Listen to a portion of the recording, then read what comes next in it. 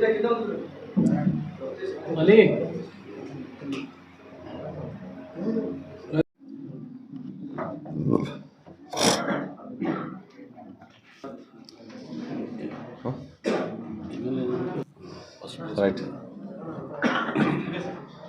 అందరికీ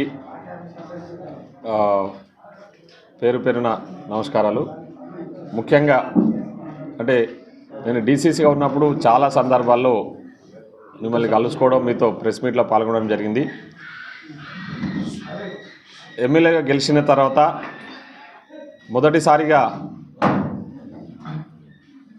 ఈరోజు జిల్లా పార్టీ కార్యాలయంలో ప్రెస్ మీట్లో పాల్గొంటున్నా. నాతో పాటు టౌన్ కాంగ్రెస్ అధ్యక్షులు లక్ష్మణ్ యాదవ్ గారు, మండల్ ప్రెసిడెంట్ నరసింహారెడ్డి గారు, బ్లాక్ కాంగ్రెస్ అధ్యక్షులు కొండా జగదీశ్వర్ గారు, ఎంపీటీసీ హనుమంత్ రెడ్డి గారు తదితరులు అందరూ ఉన్నారు. ముఖ్యంగా ముందుగా నేను ఎమ్మెల్యే గెలవడానికి నా గెలుపులో భాగస్థులైన మా పాత్రికేయ సోదరులందరికీ కూడా పేరు పేరున హృదయపూర్వక ధన్యవాదాలు తెలియజేస్తా ఉన్నా. అదేవిధంగా యావత్ మహబూబ్నగర్ జిల్లా ప్రజానికానికి సంక్రాంతి పండుగ శుభాకాంక్షలు. అదేవిధంగా మా మీడియా మిత్రులకు కూడా సంక్రాంతి పండుగ శుభాకాంక్షలు. ఈరోజు ఈ పత్రికా సమావేశం ముఖ్య ఉద్దేశం, మేము అధికారంలోకి వచ్చి నెల రోజులు గడిచిన సందర్భంగా ఈ నెల రోజులల్లా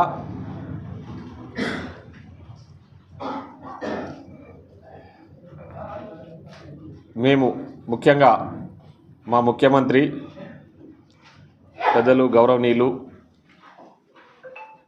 శ్రీ రేవంత్ రెడ్డి గారి నాయకత్వంలో పనిచేసిన తీరు, ప్రజల యొక్క అండదండలు, ప్రజలు మమ్మల్ని ఆదరిస్తున్న తీరు గురించే ఈరోజు ముఖ్యంగా ఈ పత్రికా సమావేశం ఏర్పాటు చేయడం జరిగింది.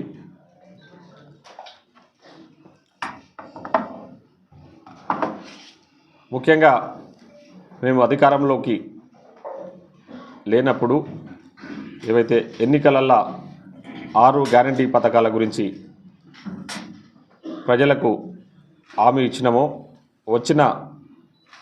అధికారంలోకి వచ్చిన వెంబడే 100 రోజుల్లోపు ఖచ్చితంగా ఈ గ్యారంటీ పథకాలను ప్రజలకు అందిస్తామని చెప్పేసి ఏ విధంగా అయితే చెప్పిన విధంగానే అధికారంలోకి వచ్చిన 2 రోజుల్లోనే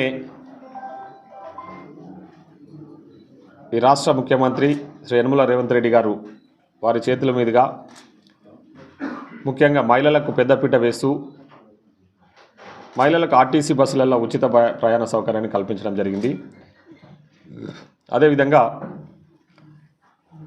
ఆరోగ్యశ్రీ పథకం ద్వారా సామాన్య ప్రజలకు కూడా కార్పొరేట్ హాస్పిటల్లో వైద్యం అందించాల లక్ష్యంతో ఆరోగ్యశ్రీ పథకం కింద 10 లక్షలు ఖర్చైనా సరే సామాన్య ప్రజలకు వైద్యం అందించాల లక్ష్యంతో ఆరోగ్యశ్రీ పథకాన్ని కూడా అధికారంలోకి వచ్చిన 2 రోజుల్లోనే ప్రారంభించిన విషయాన్ని కూడా మేము ఈ సందర్భంగా గుర్తు చేసుకుంటా ఉన్నాం.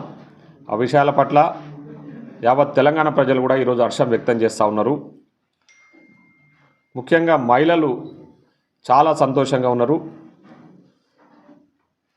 వాళ్ళు పెద్ద ఎత్తున మంచి నిర్ణయం తీసుకున్నారు.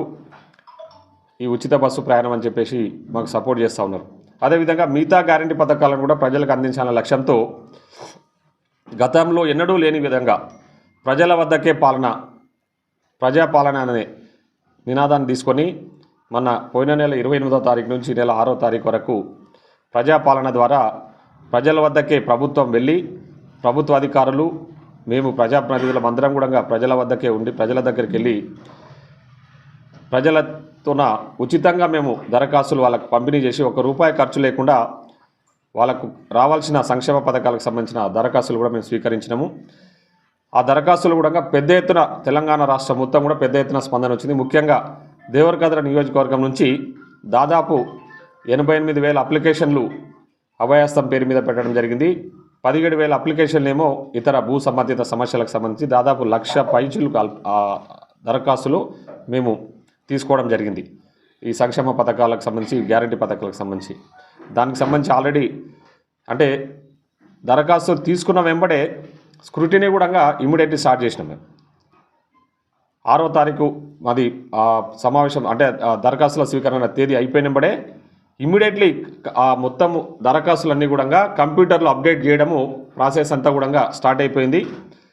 దాని తర్వాత కంప్యూటరైజ్ అయిపోయాక ఈ పండుగ తర్వాత దాని మీద స్క్రూటినీ కూడా చేయడం జరుగుతుంది. నిజమైన అర్హత గల వ్యక్తుల్లో ఎవరో వాళ్ళను ఎంపిక చేయడానికి గ్రామాలకే వెళ్ళి అధికారులు గ్రామాలలోనే ఉండి ప్రజాప్రతినిధులతో నా సహకారం తీసుకొని పార్టీలకు అతీతంగా నిజమైన అర్హత గల వ్యక్తులకు ఈ సంక్షేమ ఫలాలు అందాలి, సంక్షేమ పథకాలు అందాలనే లక్ష్యంతోనే మేము మా ముఖ్యమంత్రి గారు నిర్ణయం తీసుకున్నారు. ఆ విధంగా మేము ముందుకు పోవడానికి కూడా కృతనిశ్చయంతో ఉన్నామని చెప్పేసి ఈ సందర్భంగా మీ ద్వారా ప్రజలకందరూ కూడా తెలియజేయాలనే లక్ష్యంతోనే మేము ముందుకు పోతా ఉన్నాం.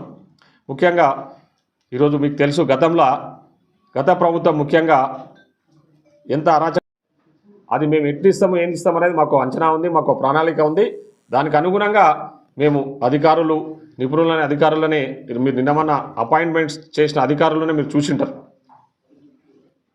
ఏ డిపార్ట్మెంట్కైనా కూడా ఈరోజు అధికారులు నియమించబడుతున్నారు. ముఖ్యమంత్రి గారు చాలా పారదర్శకంగా చాలా టాలెంటెడ్ ఉన్న అంటే అనుభవం గల అధికారులనే ఆ వ్యవస్థలకు నియమించడం జరుగుతూ ఉంది. ఈరోజు ప్రభుత్వం చాలా పారదర్శకంగా నిన్న నేను ఒక అడ్వకేట్ సమావేశం మాట్లాడితే కొందరు సీనియర్ అడ్వకేట్స్ చెప్తా ఉన్నారు, మీ పాలన చాలా బాగుంది, మీ ముఖ్యమంత్రి గారు తీసుకుంటున్న నిర్ణయాలు కూడా చాలా బాగున్నాయి, మీరు ఎవరినైతే అధికారులను అపాయింట్ చేస్తూ ఉన్నారో ఆ విషయాలు కూడా